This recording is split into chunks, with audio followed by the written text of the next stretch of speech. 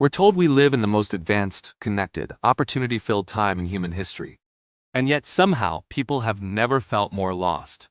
We have more choices than ever, more information than ever, more ways to be seen than ever, and still, a quiet question keeps haunting us. Is this it? Is success really just money, comfort, visibility, and applause? Or are we chasing something that was never meant to satisfy us in the first place? The saints would say that restlessness you feel isn't a flaw. It's a signal.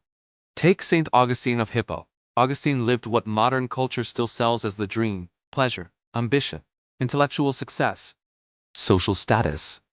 He chased experience, achievement, and approval, and he was honest enough to admit it left him empty. He didn't lack options. He lacked peace. Augustine teaches us something uncomfortable for 2025. If your life never answers the question why you exist, no amount of success will feel like enough. We're exhausted not because we're doing too much, but because we're doing things that don't align with our deepest purpose. The world tells you to chase trends, optimize your life, build your brand, stay relevant. Augustine would tell you, if you never anchor your life in truth, you'll drift no matter how successful you look. You weren't made just to be busy. You were made to belong to God, to truth, to something eternal.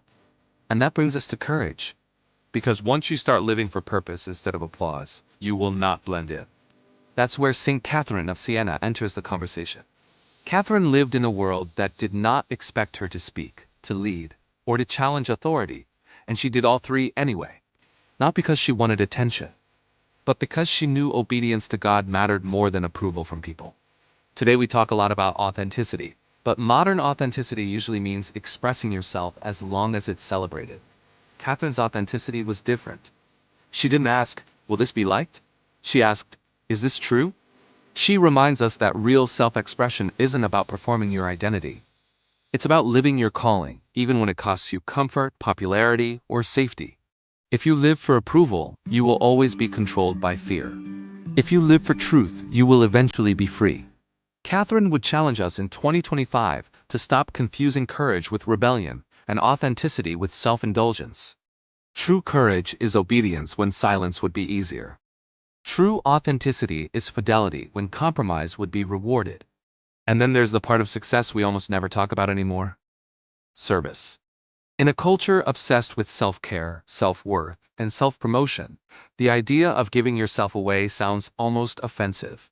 But that's exactly why Mother Teresa of Calcutta still unsettles us. Mother Teresa rejected the idea that fulfillment comes from being noticed. She chose to be needed.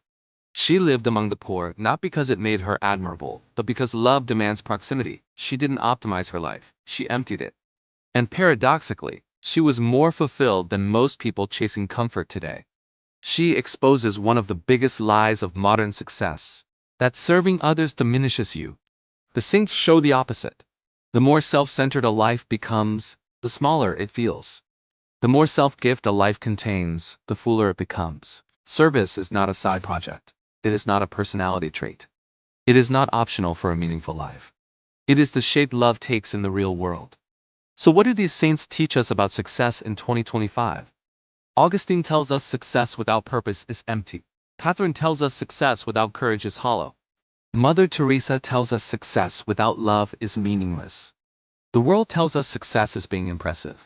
The saints tell us success is being faithful. The world says, protect yourself. The saints say, give yourself. The world says, make a name for yourself. The saints say, lose your life, and you will find it.